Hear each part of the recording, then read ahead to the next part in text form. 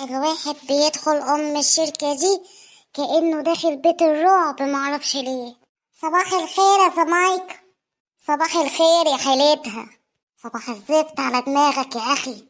خد يا زمايك، الشغل ده متأخر ولازم يخلص. هو أنت بتراقبني يا عم؟ ده أنا لسه بقول يا هادي. عادي، هو فيها ايه يعني؟ هو مفيش دم خالص عند البني آدمين؟ ايه يا عم، في ايه يا عم؟ يعني مش هفوق الاول وافطر واشرب كوبايه شاي؟ قول قول يا عم احسن اعورك في وشك. ايه ده، انت نايم؟ ايه؟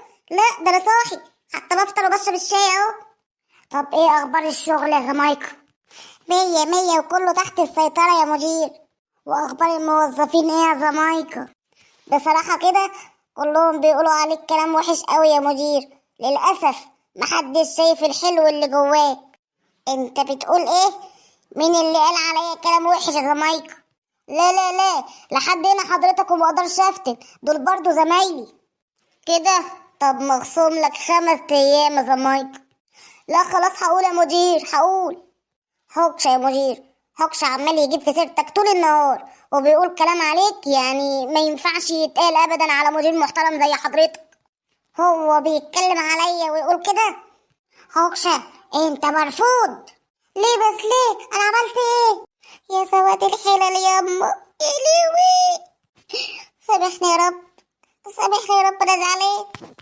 انا ما كنتش عايزه يترفد، بس المدير هو اللي مفتري منه لله. زمايكا، زمايكتي، عايزة ايه يا بسيمة انت كمان؟ في ايه يا راجل؟